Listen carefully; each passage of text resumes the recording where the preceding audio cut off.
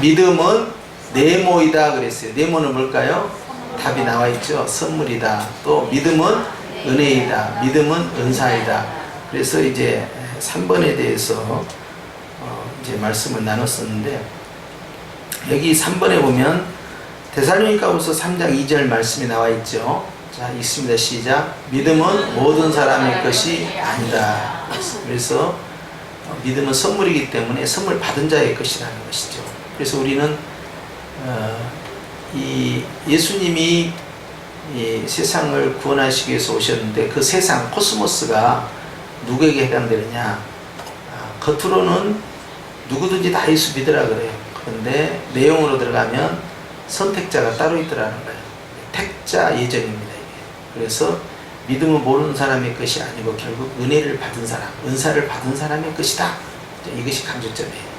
그리고 이제 누구나 다 구원받을 것 같지만 그렇지 않다는 거죠. 그래서 청함을 받기는 다 받아요. 그런데 택함을 입은 자는 제한되는 거죠.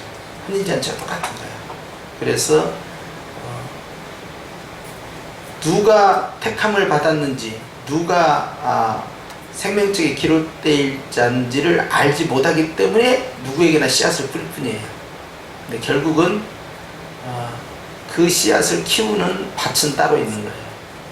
그래서 여러 종류의 다양한 이제 칼라의 그런 성향을 갖고 있다 하더라도 결국 구원받을 자는 따로 있다. 그래서 하나님의 은혜다. 그래서 믿음은 보편적 믿음이 아니에요. 믿음은 하나님 앞에서 특별히 은혜 받은 자의 것이다. 이렇게 제한되는 거예요. 그래서 구원에 이르는 믿음이 있어요. 구원에 이르는 믿음, 특별히 구원에 이르는 믿음은 이것은 하나님께서 특별 사면을 내리시는 택자에게만 적용되는 것이다. 그걸 우리는 아셔야 합니다. 그것이 우리 또 장로교의 입장이고 또 성경의 입장이에요. 근데 이제 다른 어떤 교단에서는 누구나 다 하나님께서 초청했는데 본인이 거절했다 그래요. 본인이 의지를 가지고 거절하는 입장에는 우리는 그 입장이 아니에요. 본인의 의지에 결정되지 않아요. 하나님이 자유의지를 사용하지만 그 자유의지가 하나님의 택정 안에 포함되어 있어요. 그래서 하나님께서 택한 자에게 자유의지를 입력을 하는 것이고, 그렇게 믿게끔 하는 것이고, 그 믿음의 은사를 통해서 영접하는 과정, 그러니까 잘하는 것이 아무것도 없게 된 거예요. 완전히 우리는 이제 전적 부패하고 전적 타락했고 전적 무능력자예요. 그렇기 때문에 전적인 은혜로만 구원을 받는다. 그래서 인간의 공로나 인간의 의지적 결단에 대해서 우리는 절대 평가처라 합니다. 그건 전혀 아니다. 오직 주의 은혜다. 오직 은혜. 이걸 강조하죠. 이 입장을 꼭 이해하시고요. 그 다음에 고린도전서 11장 9절 11절 시작. 다른 사람에게는 같은 믿음 성령으로 믿음을, 이 모든 일은 같은 한 성령이 행하사 그의 뜻대로 각 사람에게 나누어 주시는 것이니라. 그러니까 고린도전서 이제 말씀에 은사가 각각 나오는데, 그 은사 가운데 핵심적 은사 가운데에서 이제 믿음의 은사가 나오는데, 어떤 사람이 이런 은사, 저런 사람이 저런 은사 준다 그래요. 그런데 여기에서 한 가지 조심할 게 있습니다. 주님이 누구에게는 지혜의 은사, 누구에게는 이 지식의 은사, 어떤 사람에게는 영분별 은사, 어떤 사람에게는 믿음의 은사, 어떤 사람에게는 병 고치는 은사, 또 권능의 은사, 통역의 은사, 그 다음에 방언의 은사를 주신다 했어요. 근데 이것은 다 믿는 자에게 나눠주시는 거예요. 그렇죠? 근데 우리가 지금 말씀을 나누고자 하는 이 믿음은 믿는 자에게 주시는 믿음의 은사가 아니라 믿지 않았는데 믿음의 은사를 주신 케이스예요. 이것을 구원에 이르는 믿음이라고 합니다. 구원에 이르는 믿음이나 이미 예수님을 믿는 사람에게 믿음의 은사를 더해 주시는 것이나, 그것은 11절의 핵심이에요. 11절은 이 모든 일은 같은 한 성령이 행하사 그의 뜻대로 각 사람에게 나눠집니다. 하나님의 뜻대로 한다는 거예요. 그래서 이중성을 갖고 있죠. 성경의 이중성이 뭐냐면 구하라 그리하면 주실 것이요 그래요. 근데 그 다음에 있다가 구한다고 줄 줄 아냐? 이렇게 나와요. 정욕에 쓰려고 하는 자에게는 안 준다. 이렇게 나와요. 성경은 이중성을 갖고 있어요. 근데 이 두 가지가 하나입니다. 행함으로 구원을 자가 없다 그러다가 행함이 없는 믿음은 가짜 믿음이다 그래요. 죽은 영혼이다. 그러니까 이 두 가지가 이제 결합이 되는 거예요. 그래서 이제 공통 부모를 찾아내는 거죠. 그래서 우리는 주님께 구하라는 것도 진리고, 구한다고 해서 다 응답받는 것이 아니다라는 것도 진리예요. 그러면 이 두 가지를 이제 섞으면, 연합하면 어떻게 됩니까? 주의 뜻 안에서 구하는 것은 다 받는 거죠. 자, 이런 식으로 가는 거예요. 그래서 이제 믿음도 마찬가지예요. 은사를 사모하라, 은사를 달라고 구해라, 이건 맞아요. 그런데 그 다음에 중요한 게 있어요. 성령의 뜻대로 한다는 거예요. 그러니까 성령님께서는 각각의 사람들에게 가장 좋은 것을 가장 적당한 때에 가장 적절하게 나눠주시는 거예요. 그럼에도 불구하고 너희는 이와 같이 이루어지기를 기도해야 한다. 에스겔서 36장 37절에 있는 말씀과 똑같은 거예요. 이루어질 줄로 믿고 그걸 구하라는 거예요. 마찬가지입니다.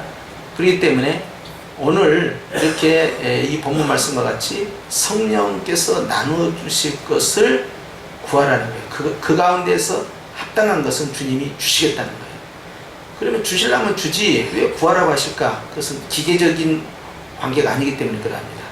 인풋트 아웃풋으로 끝나는 게 아니에요. 기계적 관계가 아니다. 그렇기 때문에 유기적 관계이기 때문에 구해야 된다는 거예요. 그러면 주님이 그것을 주시겠다는 것이에요. 그래서 내가 하나님이 주실 것 같으면 뭐 내가 안 구해도 주시지 않겠느냐 이런 생각하고 있어요. 예를 들어 내가 택자만 언젠가는 구원 받았겠지 이렇게 생각해요. 요나의 세계관입니다. 요나가 위에 박넝쿨이 이렇게 있었잖아요. 자기가 심지 않았어요. 그 그늘에 있으니까 좋다고 하다가 박넝쿨이 확 없어지니까 열사병에 걸린단 말이에요. 그게 막 짜증이 낸 거예요. 더 죽겠다고 말이에요. 그러니까 세상에 네가 심지도 않는 박넝쿨이 있다가 병들어서 싹 없어지니까 그것 갖고도 네가 아주 분을 내는데 네가 심은 것도 아니잖아. 그런데 봐라.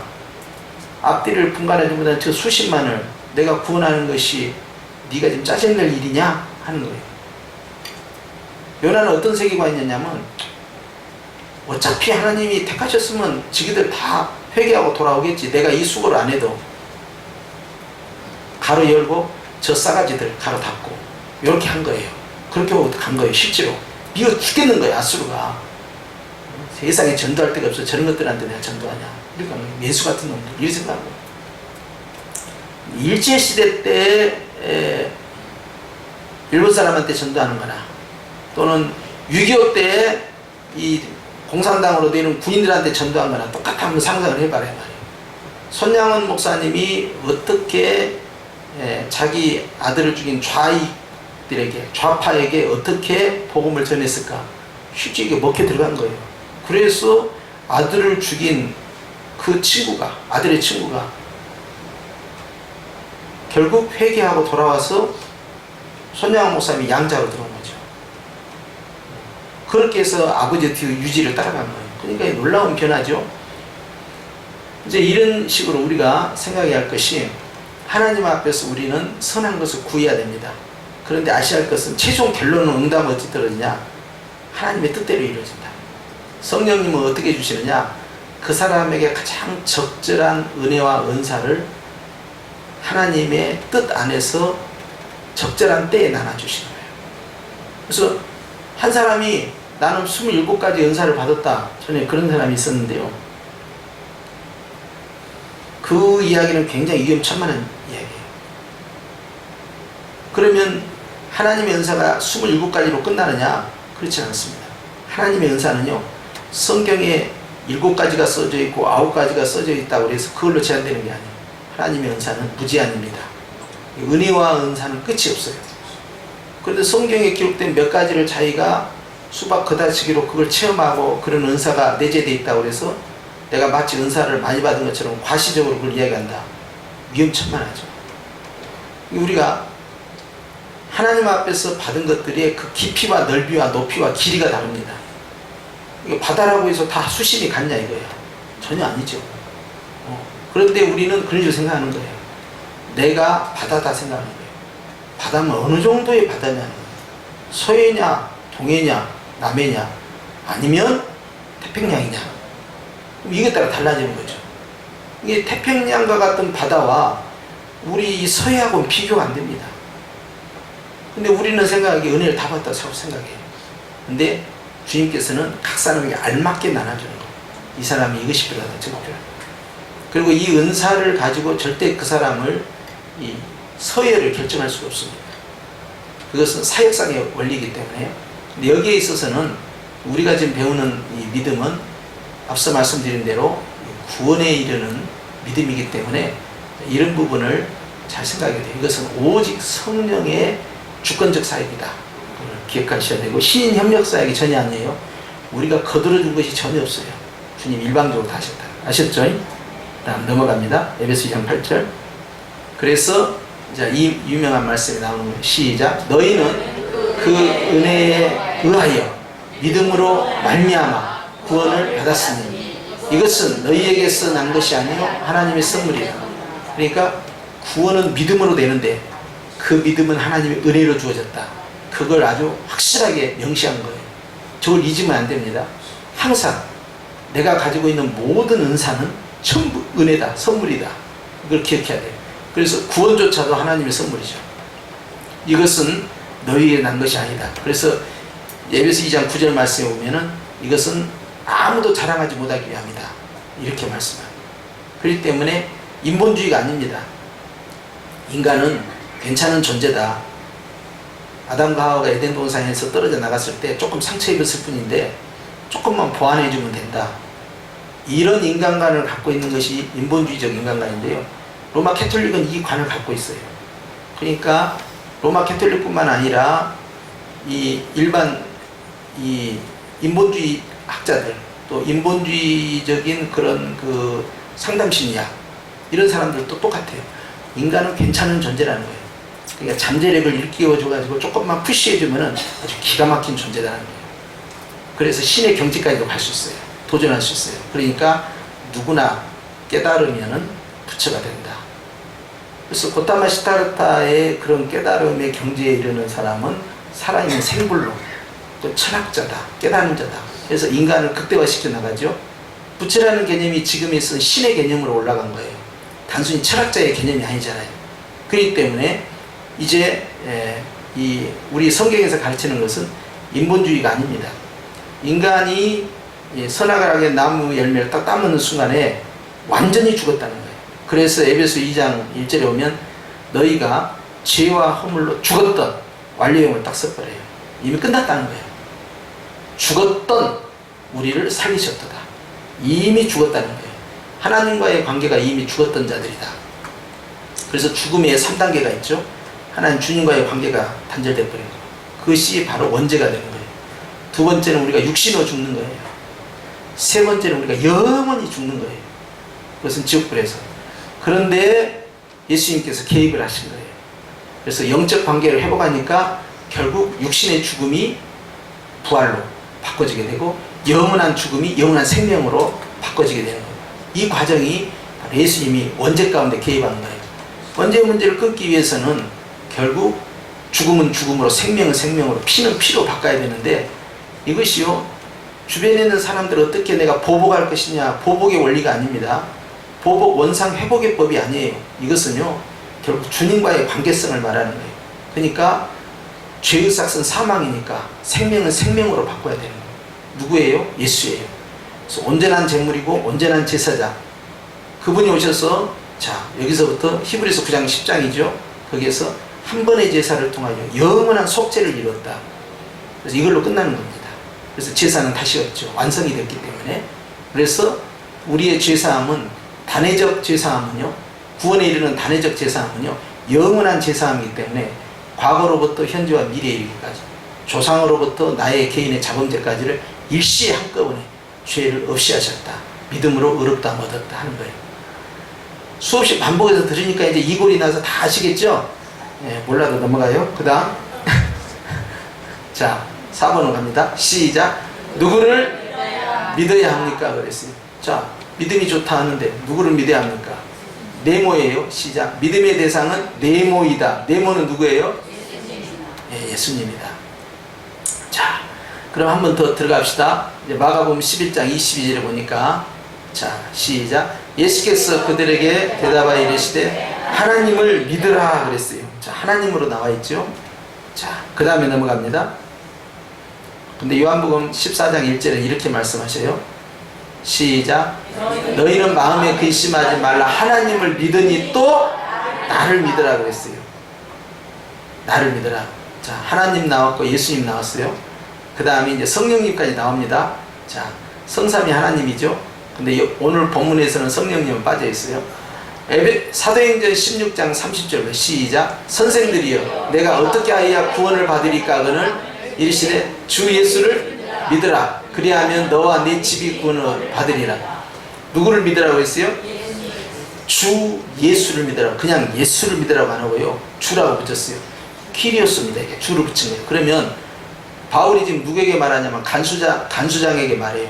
그 사람은 이방인 아닙니까? 그런데 너의 주가 누구냐? 그러면 이 사람의 주는 누구냐면 가이사예요. 로마 황제입니다. 가이사. 그런데 지금 예수가 네 주다, 이걸 말하는 거예요. 절대 여러분 오해가 없어야 돼요. 주진만의 주하고 저 주하고는 전혀 틀리다. 참 깨시라고. 자, 그래서 이 주라는 단어가 굉장히 중요한 의미가 있는데, 결국 도마도 예수님에게 예수님은 나의 주님이시다 고백해요. 그리고 나의 하나님이시다. 예수님이 주님이라는 이 키리오스라는 단어를 이 70인역 이 헬라어 이 성경을 말이죠, 이 번역을 했는데, 성경이 구약 성경은 히브리어고 신약 성경은 헬라어로 되어 있잖아요. 그런데 이 구약의 히브리 성경을 히브리 사람들만 알 거 아니에요. 그 당시 통상 공통어가 헬라어라고요. 로마 제국인데 로마어가 아닙니다. 헬라어예요. 알렉산더 헬라어, 그리스어란 말이에요. 히라버라고 하기도 하죠. 이 헬라어가 당시 공용어예요. 그런데 이 구약 성경을 그러면 내용을 보고도 성도들이 모르잖아요. 그러니까 번역을 해야 될 거 아니에요. 번역을 합니다. 헬라어로 번역을 해요. 이렇게 번역을 할 때 여기 중요한 번역이 나옵니다.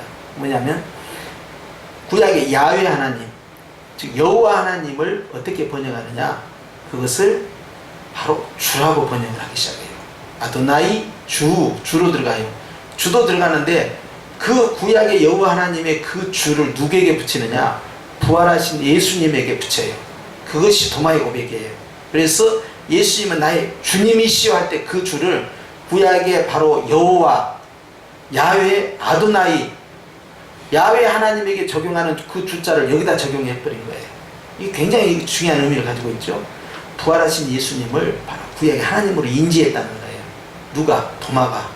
예수님은 이제 예수님 하나님의 아들이다, 또 메시아다, 그리스도다, 그것을 능가하는 지금 신앙 고백을 하고 있는 거예요. 누구로? 하나님 자신입니다.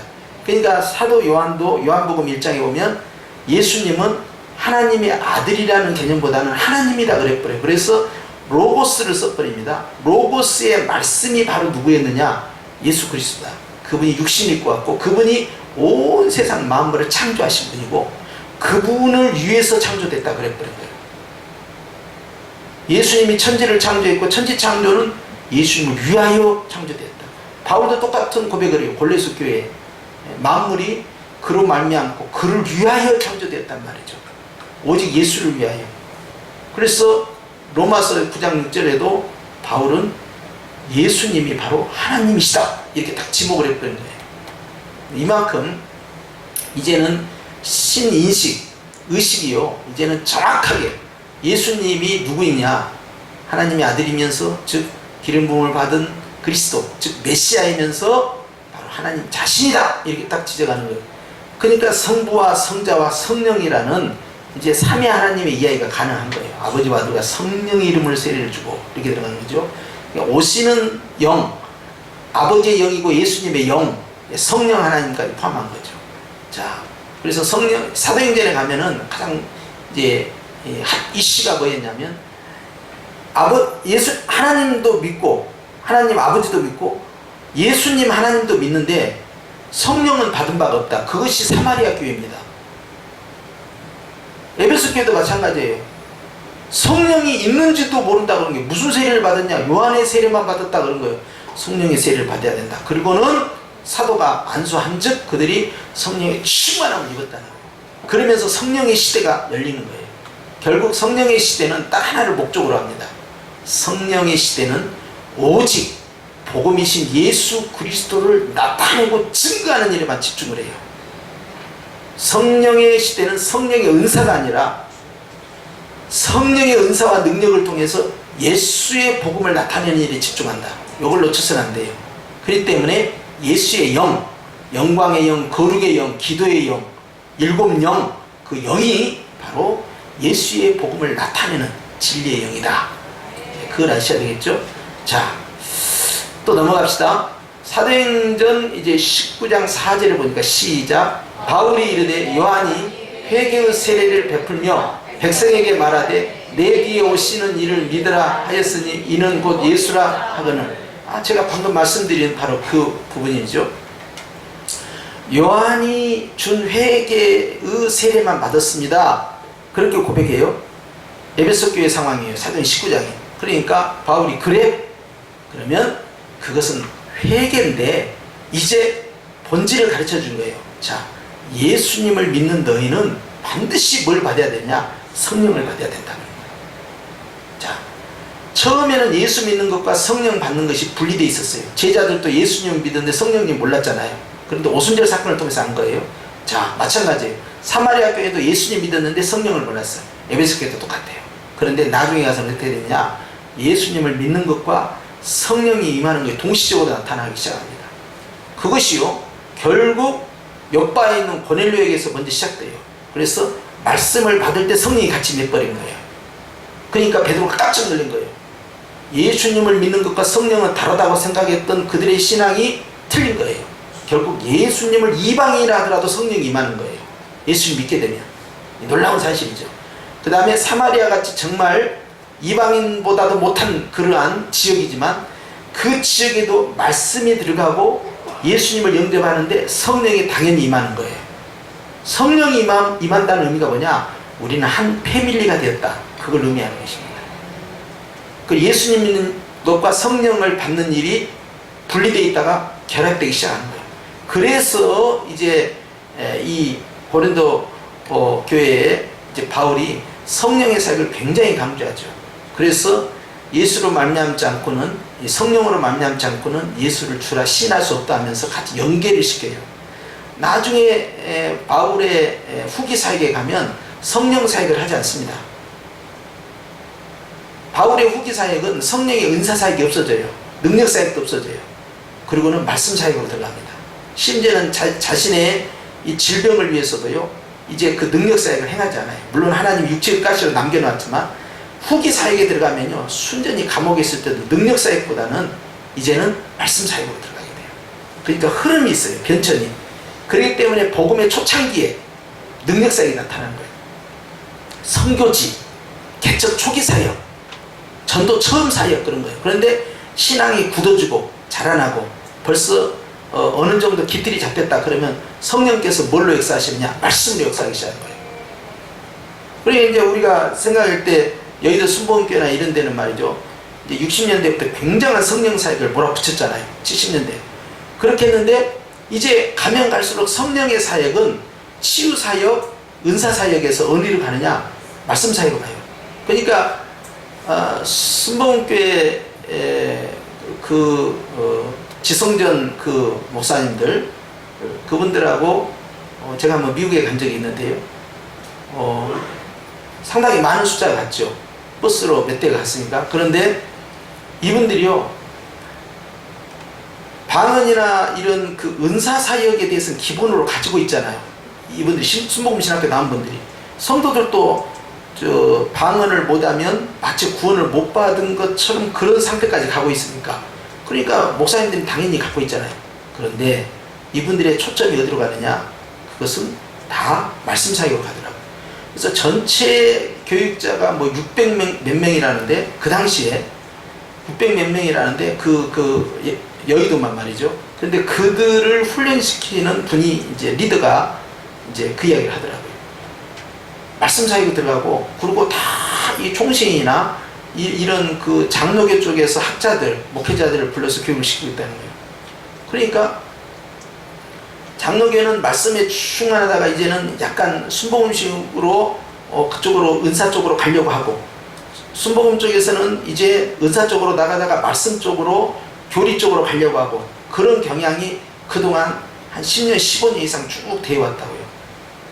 그러다 보니까 이제 성령의 사역이 방향이 어느 쪽으로 가느냐, 전도의 현장, 선교의 현장이 아닌 경우에는 말씀으로 가버린다는 거예요.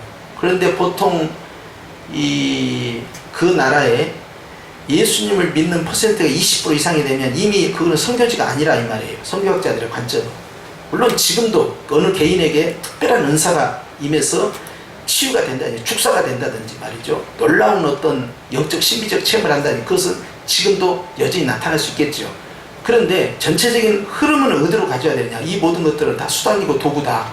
어디로 가느냐, 복음을 받아들이도록, 예수 그리스도 안으로 깊이 들어가도록 말씀 중심으로 결국 사역에 갈 수밖에 없기 때문에 그 흐르는 단계 과정이 있어요. 그래서 내가 청소년 때 먹는 음식이 있고 청년 때 먹는 음식이 있고요, 장년과 노인 때 먹는 음식이 달라져 버립니다. 옛날에 내가 이런 음식을 좋아했지만 지금은 그런 음식을 안 좋아해요. 자기 몸에 맞고 자기 건강에 맞고 자기 취향도 바뀌어버려요. 음식 취향이 성장의 성숙에 따라서 환경에 따라서 바뀌게 되죠. 그렇기 때문에 성령의 사역에 있어서의 방향성은 어디로 가야 되냐, 결국은 말씀 쪽으로 가야 된다는 것이에요. 자, 그런데 여기에 바울이 사도행 19장 4절 말씀에 회개의 세례는 받았는데 성령 세례를 못 받았다는 거예요. 그래서 이제 예수님에 대해서 말씀하죠. 세례 요한이 증거했던 바로 그분이 누구냐, 예수다. 그러니까 예수를 믿고 그 다음에 안수를 받는 거예요. 그래서 성령의 임재함으로써 자, 어떤 여과가 나타나냐면, 너는 하나님의 자녀다, 너는 교회 공동체다. 이제 어머니 예루살렘 모교회와의 하나됨이에요. 그리고 구원의 인침이 여기서 증거되는 거예요. 성령의 역사를 통해서. 근데 사도행전 2장에서 성령의 인침 역사는 어떻게 이루어졌느냐, 방언으로 됐어요. 방언이 외적 증거였어요. 성령 받았다는 외적 증거. 그런데 성령 받았다는 외적 증거가 방언이었지만 나중에 이 사역이 초대교회 초기 사역에서 중기 사역으로 넘어가면서요, 이제는 내적 증거가 드러납니다. 그것이 구원의 기쁨이에요. 결국은 방언이라는 것은 사도 바울이 고린도교회 말할 때 예배 시간에 공중 예배에서 사용했지만 나중에 가서는 이것을 절제하기 시작합니다. 그래서 내가 너희들보다 더 방언을 더 잘한다. 그러나 알아듣지 못하는 1만 마디 방언보다 알아듣는 깨닫는 말 한마디가 더 중요하다. 이걸 강조하면서요, 방언이 공중 예배에서 사용된 건 사실이었지만 그 시기가 지나게 되면 방언 중심의 예배 문화가 아니에요. 그 다음부터는 이거 절제에 들어갑니다. 그러면서 방언은 내 영이 하나님께 기도하는 것이니 은밀한 가운데 고백하는 것이다 라고 하면서 개인 기도하러 돌아가는 거죠. 그리고는 교회 안에서 가장 중요한 구원의 증거가 뭐냐, 구원의 외적 증거를 뭘로 할 것이냐, 그 다음에 성령 충만의 외적 증거를 뭘로 할 것이냐, 은사가 아니라는 거예요. 방언도 은사잖아요. 은사의 개념이 아니라 그건 뭐냐, 구원의 기쁨 쪽으로 가는 거예요. 삶의 변화, 바뀌어야 된다는 거죠. 그래서 초대교회도 사도행전 2장 47절에도 그들이 변화된 모습, 기뻐하고 찬송하면서 바뀌는 모습 때문에 교회가 붕이 된 거거든요. 그래서 은사나 방언이나 이런 부분이 필요 없다는 뜻도 아니고 이제는 그런 시대가 지나갔다는 말을 하는 게 아니에요. 보다 본질적인 걸 계속 강조하는 거예요. 그런 과정을 지나서 우리가 가야 할 방향이 어디냐 하는 거예요. 그것은 바로 예수고 말씀이고, 그리고 궁극적인 내적인 성령의 열매, 그리고 외적인 성령의 열매는 그것은 바로 구원의 기쁨으로 가야 된다. 그것이 바로 구원받은 자의 이제 또 하나의 외적 표식이 되고 성령 충만함의 외적 표식이 된다. 이런 걸 말씀을 드린 거예요. 이해가 되셨죠? 그러니까 우리가 감사하면 축복이 생기고 기뻐하면 축복이 자라납니다 할 때 여러분 축복하고만 연결하지만 이 기쁨이라는 것은, 감사와 기쁨이라는 것은 성령을 받은 자, 또 구원을 받은 자의 외적 증거다. 그걸 여러분 기억하셔야 합니다. 그리고 그 사람이 영적으로 성숙했느냐 성숙하지 않았느냐 하는 것은 은사에서 결정된 것이 아니라 감사와 기쁨이 있느냐 없느냐예요. 그리고 이 모든 열매는 하나를 향하여서 온전히 갑니다. 바로 예수고요, 바로 사랑의 열매예요. 넘어갑니다. 5번입니다. 자, 5번 시작. 무엇을 믿어야 합니까? 그랬어요. 자, 5번까지는 해야 될 것 같은데, 믿음의 내용이에요. 무엇을 그럼 믿느냐? 예수님을 믿는데 무엇을 믿느냐 했어요. 믿음의 내용은 네모이다 그랬어요. 네모이다. 자, 무엇일까요? 밑에 답이 나와 있네요. 로마서 10장 9절 시작. 네가 만일 네 입으로 예수를 주로 신하며 또 하나님께서 그를 죽은 자 가운데 살리신 것을 네 마음에 믿으면 구원을 받으리라. 자, 예수님 믿으면 구원받는다 했어. 자, 예수님이 믿음의 대상이라고 그랬어. 자, 예수님을 영접해야 되지. 좋아. 그러면 예수님이 무엇을 믿으라는 거냐? 이 말이 무엇을 믿으라는 거냐? 아니, 답이 밑줄을 그어놨잖아요. 네가 만일 네 입으로 예수를 무엇으로? 주. 절대 저 주짓만 하고 상관 없다니까. 저 주자는 주님 주자예요. 저것은 나는 붉은 주자고. 그러니까 자, 주로 시인하면요. 자, 믿음의 예수님이라는 믿음의 대상에 무엇을 믿을 것이냐. 자, 안에 들어가자 이 말이에요. 총론에서 이제 강론으로 들어가자 이 말이에요. 자, 내용물로 들어가 보니까 예수님을 뭐라고 시인해야 돼요? 주. 도마가 그랬잖아요. 예수님은 나의 주님이시오 나의 하나님이다. 자, 구약의 그 야훼 하나님, 여호와 하나님, 그 아도나이, 그리고 신약에 부활하신 예수님 다 주입니다. 예수님은 교회의 머리이시고 우리의 왕이시다 그랬어요. 자, 그 주예요. 주로 뭐 하라는 거예요? 시인하라는 거예요. 신앙 고백을 하라는 거예요. 네가 네 입으로 신앙 고백을 해라 이 말이에요. 그 다음에 하나님께서 그를 어떻다고요? 죽은 자 가운데에서 살리신 것, 십자가의 죽으심과 부활하심을 네 마음에 믿으면 구원을 받으리라. 따라서 이것이 복음이다. 그래서 우리가 예수님이 복음이고요. 예수님이 하신 사역이 다 복음이지만 복음 중에 복음을 하나로 딱 지목해서 그 내용이 뭐냐? 복음의 내용이 뭐냐? 그러면은 아무것도 생각이 안 나더라도 이것은 생각나야 돼요. 예수님께서 십자가에 나를 위하여 죽으시고 3일 만에 부활하셨다는 사실이다. 요것은 이야기해야 돼요. 그것이 바로 복음의 내용입니다. 내 믿음의 내용입니다. 근데 그런 것을 어떻게 해야 되냐? 마음에 믿고 구원을 받는 것이다 그랬어요. 자, 그래서 10장 10절은 지금 안 나왔는데 10장 10절은 이제 그 다음에 나와요. 내려가 보세요. 6번으로 가보세요. 6번 시작. 어떻게 믿어야 합니까? 그랬어요. 믿음은 어떻게? 마음으로예요. 마음으로. 그 다음에 또 뭐예요? 입으로 돼 있어요. 마음과 입으로예요. 그래서 로마서 10장 10절이 나온 거예요. 시작. 사람이 마음으로 믿어 의에 이르고 입으로 시인하여 구원에 이른다. 자, 위에 있는 구절과 같죠?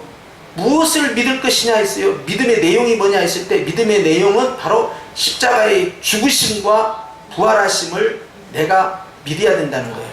그런데 그것을 입으로 시인해야 된다고 그랬죠. 믿는다면 입으로 신앙 고백하라는 거예요. 신앙 고백을 할 때 세례를 베풉니다. 그러니까 회중들 앞에서, 증인들 앞에서 네가 예수님이 너의 주님이시고 너의 하나님이라고 믿느냐? 예수님이 너를 위하여 너의 죄 때문에 십자가에 죽으셨다가 부활하셨다는 사실을 네가 믿느냐? 반드시 질문을 합니다. 세례를 받을 때. 그러면 아멘이라고 전체 앞에서 신앙 고백하라는 거예요. 믿습니다. 그러면 그걸 근거로 해서 세례를 주는 거예요.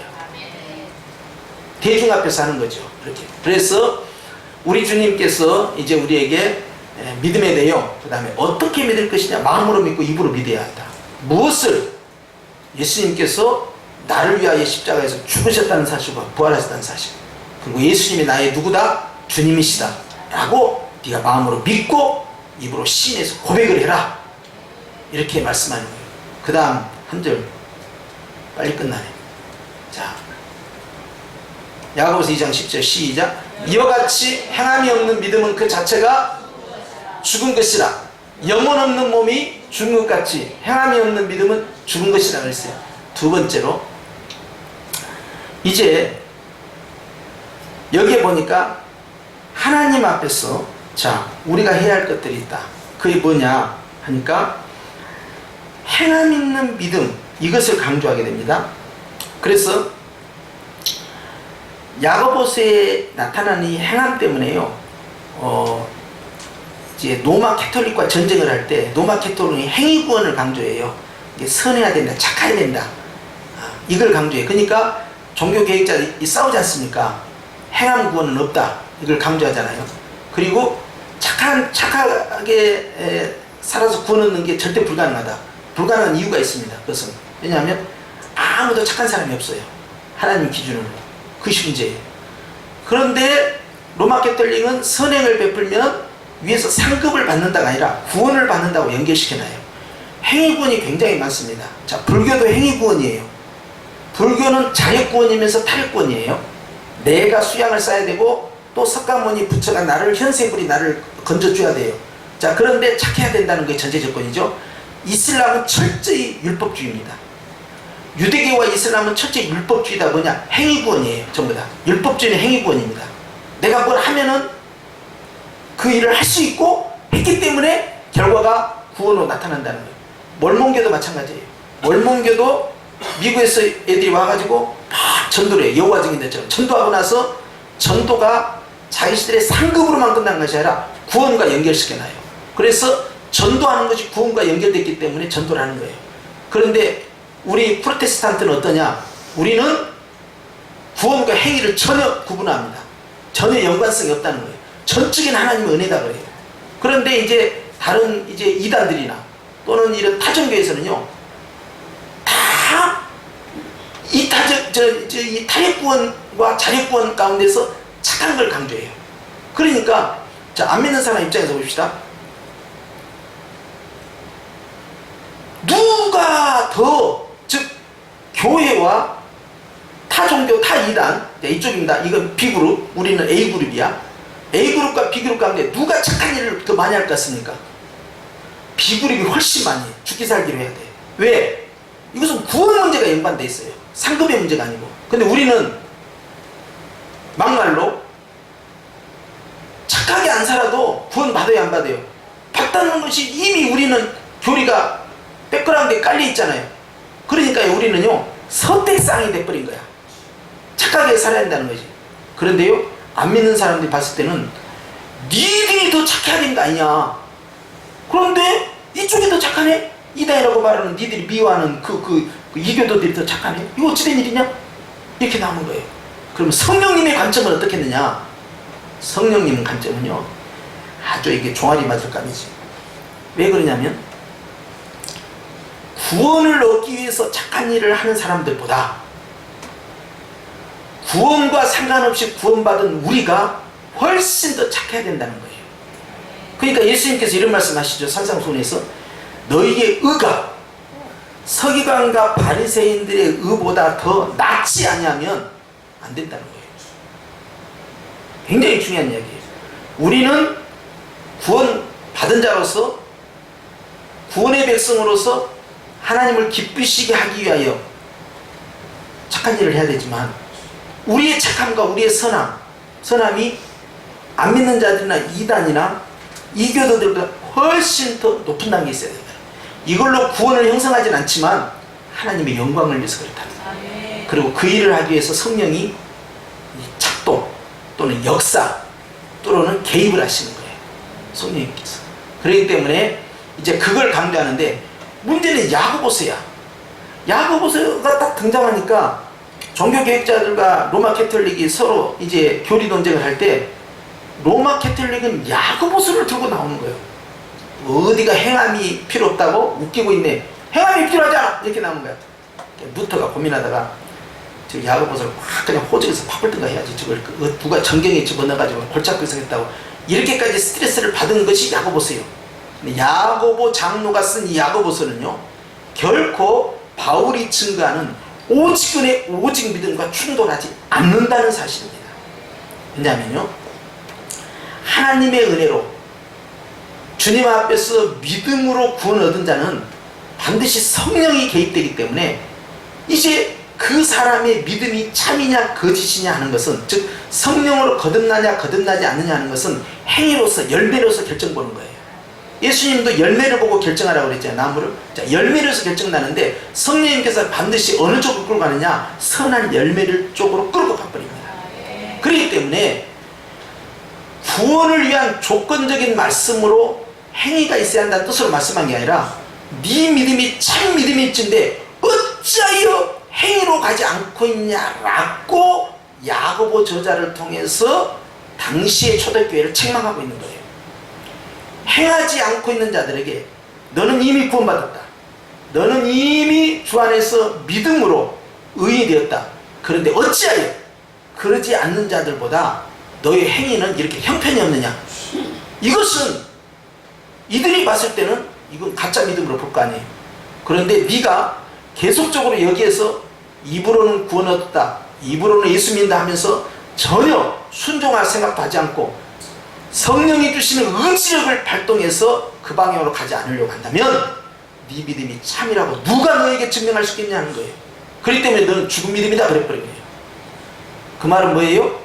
반드시 네 믿음을 다른 사람이 알아들을 수 있도록 입으로 시인하여 고백하는 신앙 고백처럼 너의 삶의 신앙 고백이 나와야 되는데 그게 뭐냐? 너의 변화된 모습, 너의 착해진 모습 통해서 드러내라. 그리스도의 향기와 그리스도의 편지로 드러내야 된다. 왜 안 하고 있느냐? 야단치는 거죠 이게. 그래서 네가 하나님을 믿는다고? 귀신도 믿는다. 귀신도 하나님을 믿고 두려워 떤다. 근데 귀신의 믿음과 너의 믿음의 차이는 뭐냐? 귀신은 순종 안 한다. 너는 순종해야 되잖아. 너도 똑같이 하나님 믿는다면서 네가 하나님 앞에서 두려움을 갖고 있으면서도 순종하지 않고 하나님 주신 말씀에 실천하지 않고 있다면 네 믿음을 무엇으로 참여하고 누구에게 증거할 수 있겠느냐? 증거가 안 되지 않느냐? 그럼 이건 죽은 믿음이네? 그렇게 말하는 거예요. 그렇기 때문에 이제는 자신의 믿음을 확증짓기 위해서는 어떻게 해야 됩니까? 이제는 드러내야 되죠. 나타내야 되죠. 보여줘야 되죠. 그걸로 구원받는 건 아닌데 네가 구원받았는데 어찌하여 구원받지 못한 자처럼 그러고 있느냐는 거예요. 마치 살아있는 믿음인데 마치 죽어있는 믿음처럼 어찌하여 지금 움직이지 않고 있냐는 거예요. 물고기가요 죽은 시용을 하더라고요. 이 녀석의 배를 탁 까요. 이건 죽었다 생각했어. 딱 걷어가지고 버리려고 딱 잡았는데 슉 움직이더라고. 야 이게 죽은 척이에요. 왜 그 짓을 했는지 내가 물어보진 않았어요. 그런데 이 녀석이 그런 짓을 하더라고. 그런데 봐봐요. 구원을 받았어. 이미 하나님의 자녀야. 그런데 하나님의 자녀가 아닌 것처럼 물에 둥둥 떠 있어요. 살아있는 고기는 그 물을 헤치고 거슬러 올라가야 되는데 그러고 있어요. 그러니까 남들이 봤을 때 죽은 거 아니에요. 그걸 지적하는 거예요. 왜 죽은 자처럼 가만히 있느냐는 거예요. 액션해야지. 변화된 모습을 보여줘야 되지. 너 살아있다는 걸 보여줘. 하나님의 자녀라는 걸 보여줘. 하나님께 영광 돌려. 그리고 너에게도 상급이 있지만 지금 네가 이렇게 죽은 자처럼 가만히 있으면 이게 죽은 믿음이 돼버리잖아. 이걸 가지고 어떻게 하나님께 기쁨이 되겠느냐? 이 야단을 지금 치고 있는 거예요. 그래서 이것은 예수님이 말씀하신 산상수훈의 그 7장에 있는 마태복음 7장과 연결되어 있는데 이 말씀은 바울이 전한 복음과 전혀 충돌하지 않는다 하는 거예요. 아시겠죠? 그리고 이것을 구원은 행함으로 이루어진다라는 교리로 이 야고보서 2장을 인용해서 써먹을 수가 없다는 거예요. 왜? 이미 구원받은 자에게 주시는 말씀이 야고보서입니다. 불신자에게 주신 말씀이 아니에요. 그런데 이미 구원을 받아놓고 안 움직이고 있으니까 왜 안 움직이고 있느냐는 거예요. 왜 변화되지 않느냐는 거예요. 왜 그리스도의 편지가 안 되냐는 거예요. 왜 실천하지 않느냐는 거예요. 왜 귀신처럼 두려워 떨고 움직이지 않느냐, 순종하지 않느냐, 계속 지적하는 거예요. 이해가 되셨죠? 자, 여기까지 해서 우리는 6번까지 왔어요. 전체 다 왔죠? 자, 여러분 오늘 우리가 본 이 말씀을 믿음에 대해서 아주 구체적인 강론으로 나눠봤습니다. 전체 총론은 잊어서는 안 됩니다. 믿음은 하나님의 선물이다. 믿음은 예수님을 향한 믿음이다. 그리고 그 믿음을 통해서 얻어지는 혜택이 뭐냐? 그건 바로 첫째는 구원이다. 제일 큰 은사예요. 구원. 그리고 그 구원 안에서 각종 응답의 은사, 치유의 은사, 놀라운 능력의 은사, 축복의 은사들이 조조조조 따라오는 거예요. 그런데 바로 이것이 믿음에서 출발했다는 거예요. 그래서 구원에 이르는 믿음과 함께 그 구원 안에서 이루어지는 삶의 믿음의 은사가 있다. 이 두 가지 믿음의 은사가 우리 안에 공존하고 있다 하는 사실을 기억하고, 우리 주님이 구원에 이르는 믿음의 은사는 성령의 정적인 은혜로 우리를 살리신 것이고, 이 생활의 은사는 우리의 사역과 연관되어 있고 신앙생활과 연관되어 있다. 그래서 이걸 가지고 하나님께 이제 섬김을 드리는 것이고 또 주님께 쓰임 받는 것이다 하는 걸 우리가 알 수가 있어요. 할렐루야. 자, 오늘은 여기까지 하고 나머지 또 다음 주에 이어서 하도록 하겠습니다. 기도하십시다.